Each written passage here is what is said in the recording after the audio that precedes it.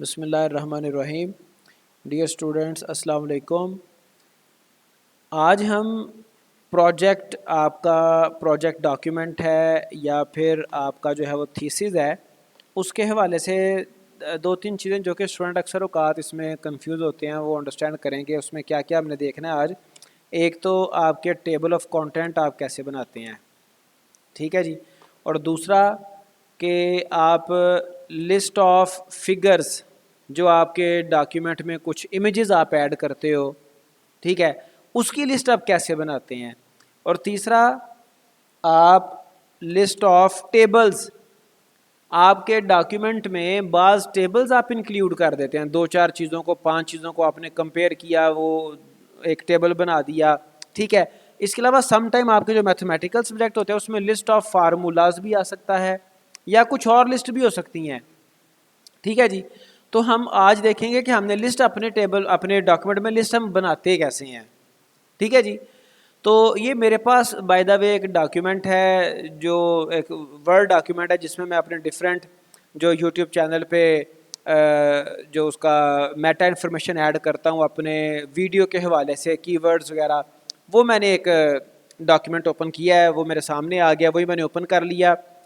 तो इसमें मैं आपको बताता हूँ कि आप कैसे टेबल ऑफ कंटेंट्स ऐड कर सकते हो, कैसे आप कोई भी लिस्ट ऐड करते हो। ये देखें, ये आपको टॉप पे जो हमारे लेटेस्ट माइक्रोसॉफ्ट वर्ड आ रहे हैं सॉफ्टवेयर, उसमें आप देखें, ये टॉप पे आपको होम टैब के अंदर ये आपको स्टाइल्स की ऑप्शन नज़र आ रही है, ठीक है। लिस्ट ऑफ जो आपके टेबल ऑफ कंटेंट है वो बनाने के लिए आपकी जो हेडिंग्स होती हैं, आपका डॉक्यूमेंट उन हेडिंग्स को यूज़ करता है लेकिन तमाम हेडिंग्स को यूज़ नहीं करता, ठीक है जी।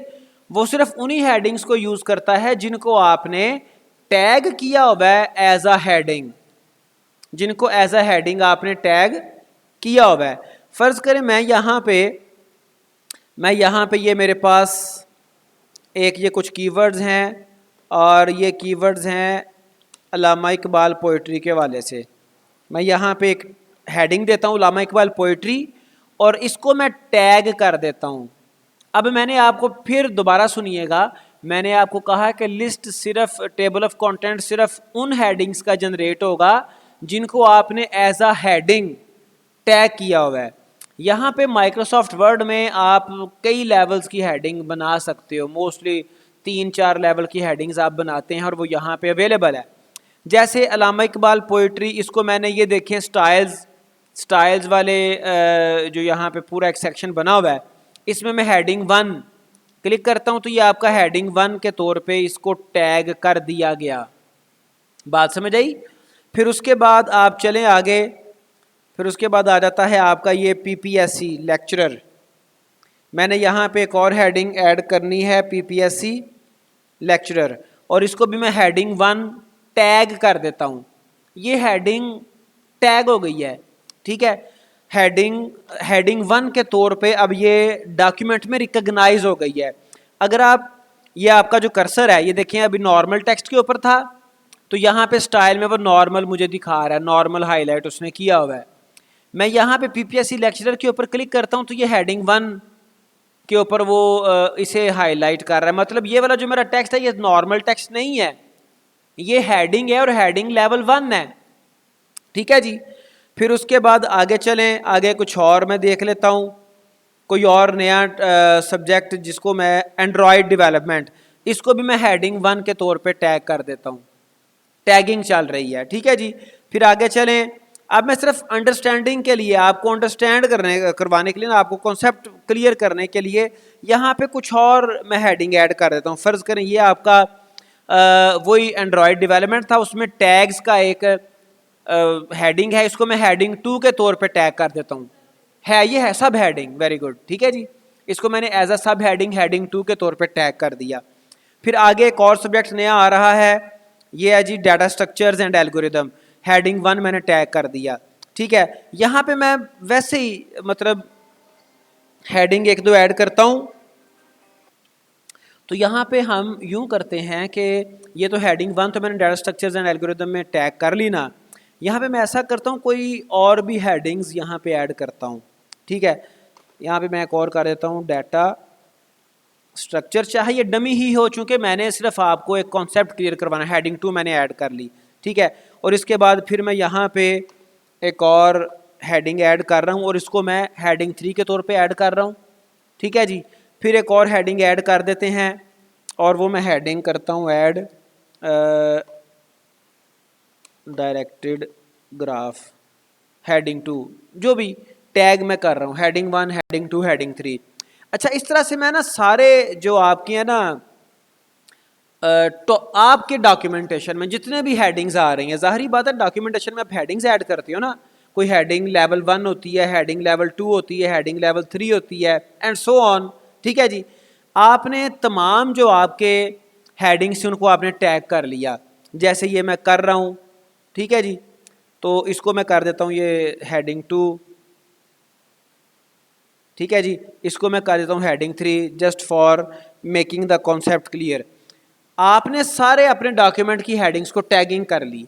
अब आपने क्या करना है, आपने जहां पे टेबल ऑफ कंटेंट ऐड करना है, मैं इस वक्त फर्स्ट पेज पे वापस आ गया हूं, ठीक है, या जिस भी पेज पे आपने टेबल ऑफ कंटेंट ऐड करना है, आप वहां पे अपना कर्सर ले जाएं और ये रेफरेंसेस का टैब, इसके ऊपर क्लिक करें और ये लेफ्ट साइड पे आपको नजर आ रहा है टेबल ऑफ कंटेंट्स, इसके ऊपर आप क्लिक करें। ये कुछ उसने यहाँ पे सैंपल्स दिए हुए हैं, ये 2, 1, 2, ठीक है जी। अदरवाइज आप custom table of content add कर सकते हैं, या फिर ये टॉप जो 2 बिल्ट इन है उनमें से आपको यूज़ कर लें। ये देखें बिल्ट इन लिखा हुआ है, ये बिल्ट इन 2 उसने टेबल ऑफ कंटेंट सैंपल दिए हुए हैं। फिर ये मैनुअल टेबल ऑफ कंटेंट आप ऐड करना चाहते हैं, या फिर आप कोई online more table of content देखना चाहते हैं, या फिर कस्टम टेबल ऑफ कंटेंट, जो भी आप करना चाहते हैं, लेकिन मैं फ़िलहाल built in table of content use कर रहा हूँ। तो जैसे ही मैं इसके ऊपर क्लिक करूँगा तो आप ये देखें जो जो हेडिंग्स, जिन जिन हेडिंग्स को मैंने टैग किया था ना, वो वाली हेडिंग्स यहाँ पे as a table of content add हो गई हैं, ठीक है। फॉर एग्जाम्पल मैं यहाँ पे कुछ और हेडिंग्स को भी टैग कर देता हूँ, मैं बिल्कुल एंड पे आ गया, ये मोबाइल एप्लीकेशन डेवलपमेंट एक और मेरा कोर्स है, इसको मैं अगेन होम टैब पे जाके हेडिंग 1 के तौर पे टैग करता हूँ, ठीक है जी। फिर इससे ऊपर एक और कोर्स आएगा ऑपरेटिंग सिस्टम, इसको मैंने टैग कर दिया, ठीक है जी। मतलब कि आप नए आपके टॉपिक्स आपके डॉक्यूमेंटेशन में ऐड हो रहे हैं, आप उनकी नई नई हेडिंग्स को टैग करते चले जा रहे हो। एक दफ़ा आपने टेबल ऑफ कंटेंट ऐड किया था लेकिन अब मज़ीद हेडिंग्स आ गई, या फिर किसी जो है वो टेक्स्ट, किसी हेडिंग में कोई टेक्स्ट नया ऐड हो गया, कुछ भी आपने किया, कोई नई हेडिंग्स आई, नया टेक्स्ट आया, नई हेडिंग्स को टैग किया, तो आपने क्या करना है, अगेन अपने टेबल ऑफ कंटेंट पे जाना है, ठीक है जी। यहाँ पे ऑप्शन आएगी, अगर नहीं भी आ रही है तो इसके ऊपर आप कहीं पे भी अपने टेबल ऑफ कंटेंट के किसी भी एरिया में राइट क्लिक करो और यहाँ पे आपको ऑप्शन आ जाएगी अपडेट फील्ड, अपडेट फील्ड पे क्लिक करो और फिर फर्दर आपको 2 ऑप्शन आ जाएंगी, update page number only, update entire table. तो आपने एंटायर टेबल अपडेट करना है, ठीक है जी। तो आप देखेंगे जो मैंने नई हेडिंग्स टैग की हैं वो भी आपके बॉटम पे शो कर देगा। और इवन अगर आपने किसी हेडिंग से पहले उसके बाद आपने टेक्स्ट ऐड किया है, उसके ये पेज नंबर्स ऑटोमेटिकली उठाता है, पेज नंबर्स ऑटोमेटिकली उठा रहा है। तो आपको वो आपने अगर कोई टेक्स्ट ऐड किया, उसके पेज नंबर चेंज हो गए करंटली, तो वो जो लेटेस्ट पेज नंबर आपकी हेडिंग्स का होगा ना, वही यहाँ पे वो शो करेगा। बात समझ आ गई? तो ये आप list of table of content आप इस तरह से ऐड कर सकते हो। अब अगली बात आ गई कि अगर आपके डॉक्यूमेंट में कुछ फिगर्स हैं, ठीक है जी, मैं यहाँ पर रैंडमली अब अपने डॉक्यूमेंट में कुछ फिगर्स ऐड कर देता हूँ ताकि आपको आइडिया हो जाए कैसे आपने लिस्ट ऑफ फिगर्स कैसे आपने बनानी है, ठीक है जी। अब मैं यहाँ से कोई भी फिगर्स उठा लेता हूँ, कोई भी इमेजेस उठा लेता हूँ ताकि बात को समझा जा सके, ठीक है। फ़र्ज़ करें यहाँ से मेरे पास ये कुछ पड़ी हुई हैं, यू कैन से इमेजेस कोई भी, तो मैं वो उठा लेता हूँ रैंडमली।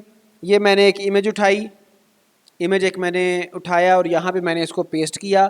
अब जब आपके डॉक्यूमेंट में इमेज आता है, ठीक है जी, तो उस इमेज को भी जैसे आपने हेडिंग को टैग किया था उस इमेज को भी आपको कुछ ना कुछ उसको टैग करना पड़ता है। लेकिन अब इसको आप कैसे टैग करोगे?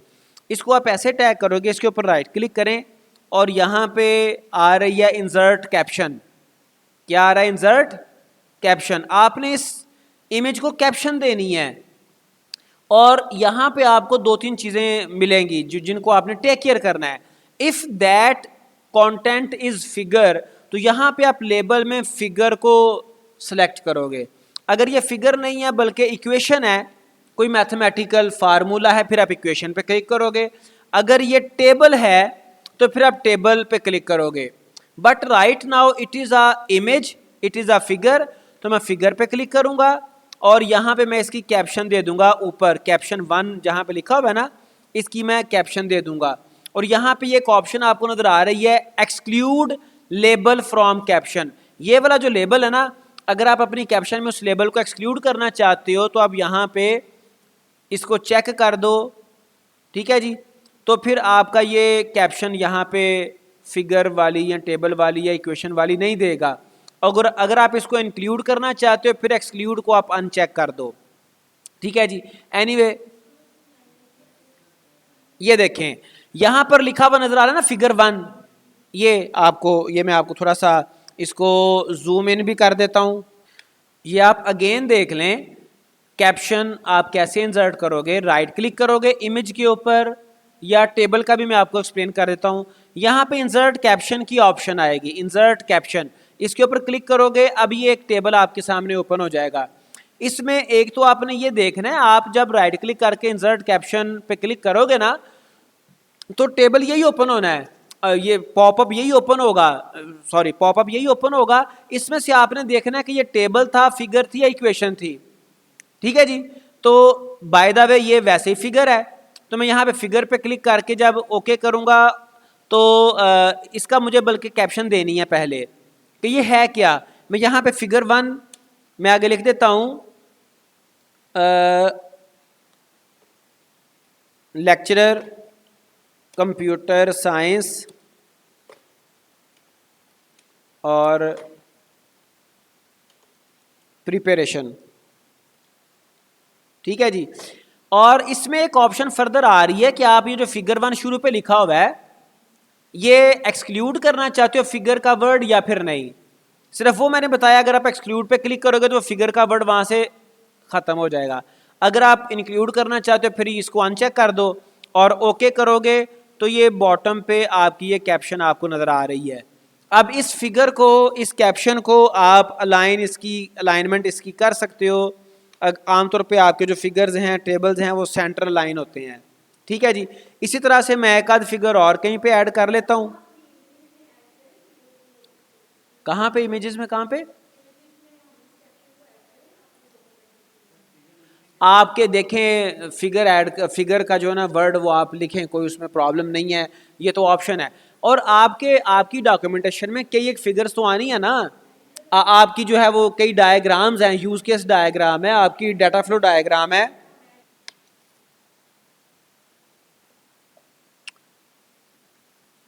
नंबरिंग मतलब आप किस तरह की नंबरिंग लगाना चाहते हो? जी एक मिनट ठहर जाए जी। आपने यहाँ पर ये देखें एक इमेज ऐड किया, ये इलस्ट्रेशन थी, ये जिफ फाइल थी, इलस्ट्रेशन थी। आप राइट क्लिक करते हो, इंसर्ट कैप्शन पे क्लिक करते हो, ठीक है जी। अब आप यहाँ पे एक नया लेबल ऐड करना चाहते हो, लिस्ट ऑफ इलस्ट्रेशंस। यहाँ पे आप न्यू लेबल दे देते हो। लेबल आपका क्या है जी? इलस्ट्रेशन। ओके आप करते हो, ठीक है। तो ये लेबल्स में आपका एक चौथा लेबल भी ऐड हो गया। पहले इक्वेशन, फिगर और टेबल था, अब इलस्ट्रेशन भी आ गया। आप इसके ऊपर इलस्ट्रेशन, आपकी ज़ाहिरी बात हो फिर इलस्ट्रेशन होगी ना। इलस्ट्रेशन आपके ऐसे इमेजेस होते हैं जिसमें थोड़ी सी ना वो वीडियो टाइप का कॉन्सेप्ट दिया गया हो। कई आप इमेजेस देखते हो ना जिफ टाइप के, ठीक है जी। आमतौर पे नहीं आने इलस्ट्रेशन आपके कहाँ पे हो सकते हैं, कहीं पे ना आपके जो सिस्टम मॉडलिंग में जो डायनामिक आप मॉडलिंग करते हो ना, आपकी जो सिस्टम आपकी जो ये जो है diagram, UML diagrams, unified modelling language, UML diagrams जो है ना वो दो तरह की होती हैं, एक स्टैटिक होती हैं, एक आपकी डायनामिक होती हैं। तो डायनामिक में इलस्ट्रेशंस बाय द वे आ सकती हैं, लेकिन अगर आपके डॉक्यूमेंटेशन में कोई इलस्ट्रेशन नहीं है तो आप इसको, इस लिस्ट को आप ना इंक्लूड करें, कोई इशू नहीं। लेकिन अगर करना ही है तो वो मैंने तरीका आपको बता दिया, नया लेबल ऐड करें। और इलस्ट्रेशन आपकी किस बारे में, फ़र्ज़ करें आप कहते हो कि सिस्टम बिहेवियर, ठीक है जी, ओके करो। और बाकी प्रोसेस आपका वही है, इसको आपने सेव किया, बाकी प्रोसेस वही है। आप जहाँ पे आपने लिस्ट ऑफ इलस्ट्रेशन ऐड करनी है, ठीक है जी, वहाँ पे आके आपने क्या करना है, जस्ट तरीका आपका वही है, आपने वहाँ पे आके जाना है रेफरेंसेस पे, इंसर्ट टेबल ऑफ फिगर्स में। अब यहाँ पे कैप्शन लेबल में आपका एक और कैप्शन भी आ रही है, एक और लेबल भी आ रहा है इलस्ट्रेशन। इलस्ट्रेशन पे क्लिक करोगे, ओके करोगे, तो ये एक ही इलस्ट्रेशन मैंने ऐड की थी सिस्टम बिहेवियर के नाम से, वो उसकी लिस्ट उसने बना दी। बेटा फिगर्स हो गई आपकी, टेबल्स हो गए आपके, आपके इक्वेशंस हो गई, ये इनको ऐड करने का तरीका एक है। इसके अलावा आपकी एक लिस्ट आती है जिसे टेबल ऑफ कंटेंट कहते हैं, उसका तरीका डिफरेंट है। वो यहाँ पे table of content left side पे आपको नज़र आ रहा है, ठीक है जी। और इसके अलावा आपके रेफरेंसेस आते हैं, ठीक है जी।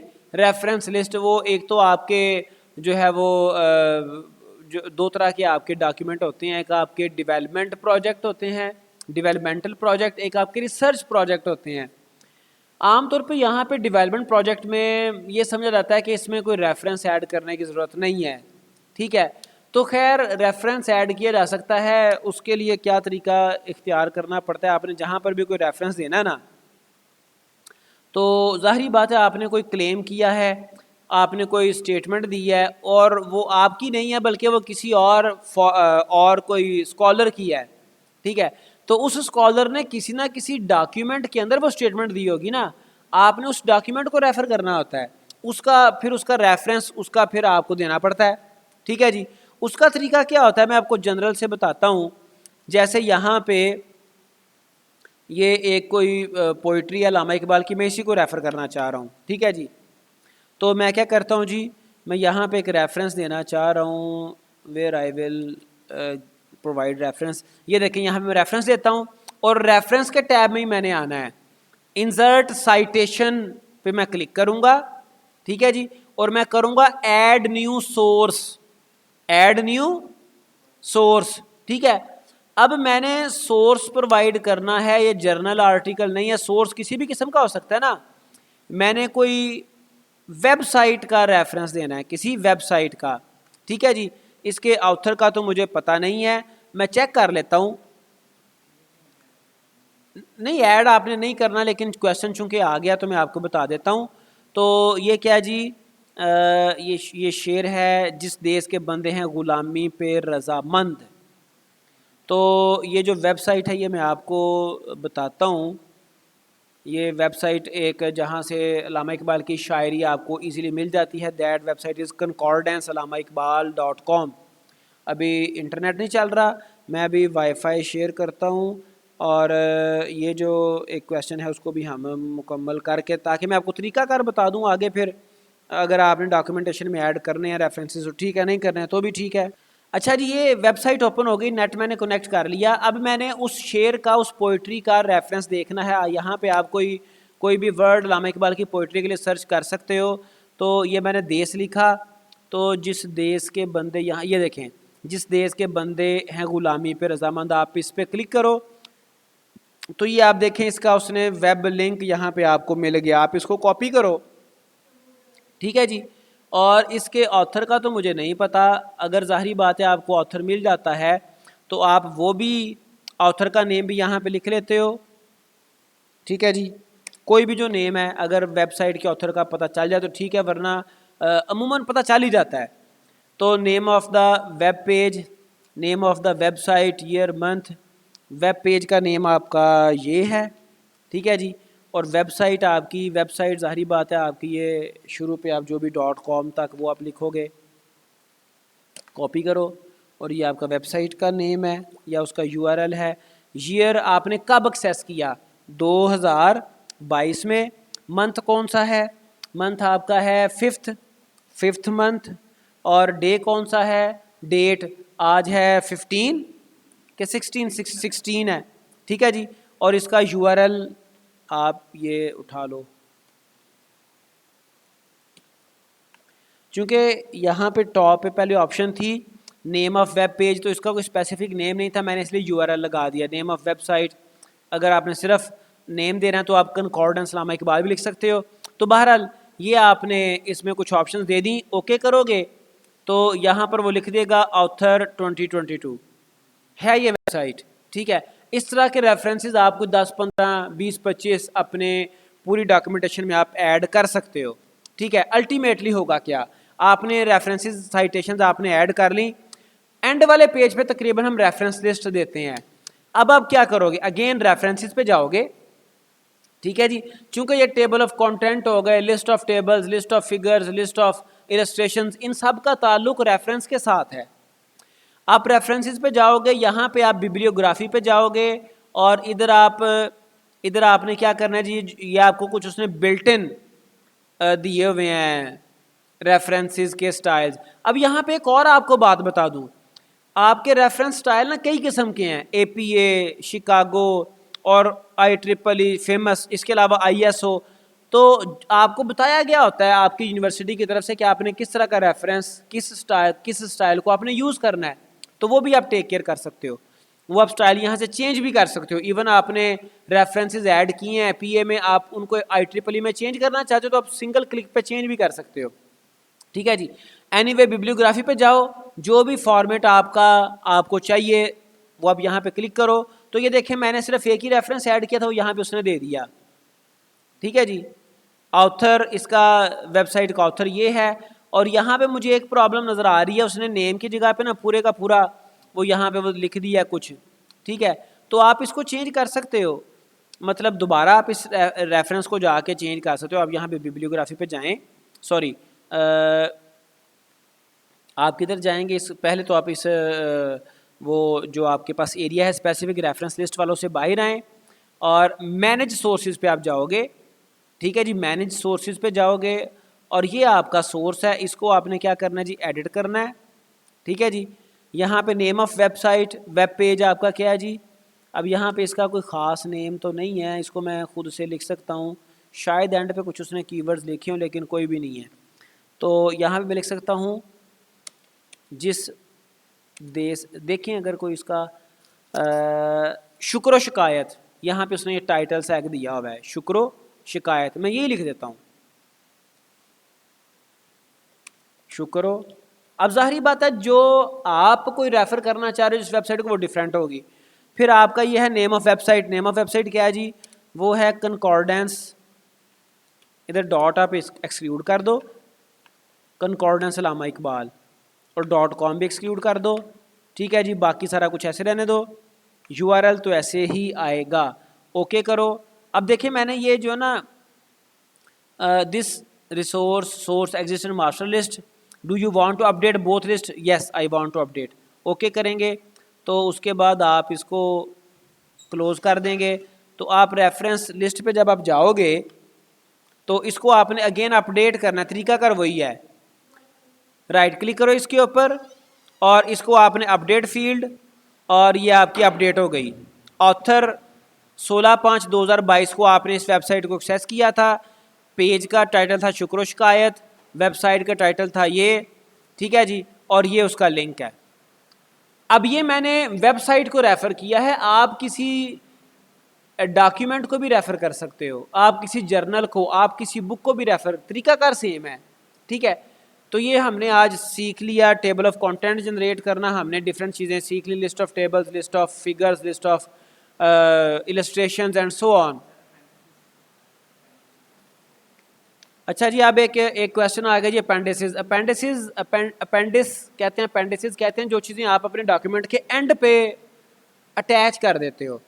अब वो ये ऐसी इन्फॉर्मेशन होती है जिसको आपने अपने डॉक्यूमेंट में कहीं पे रेफर किया होता है, लेकिन अपने डॉक्यूमेंट में आप उसकी डिटेल्स नहीं दे सकते। ठीक है, तो आप फर्दर कंसल्टेशन के लिए आप वहाँ पे अपेंडिक्स ऐड कर देते हो, रेफर कर देते हो, और एंड पे वो अपेंडिक्स है, अपेंडिक्स बी, अपेंडिक्स सी के तरह से आप उनको different document supplementary material append पे ऐड कर देते हो, ताकि अगर किसी ऑथर ने उसको डिटेल में देखना है तो वहाँ पे जाके उसको चेक कर ले। बात समझ आई? तो लेकिन ये भी डिपेंड करता है, अगर आपके डॉक्यूमेंट में, अगर आपके थीसिस में, आपके डॉक्यूमेंटेशन में ये चीज़ आती है तो आप ऐड करोगे, वरना आप इसको एक्सक्लूड कर सकते हो। आज के लिए इतना ही, टेक केयर।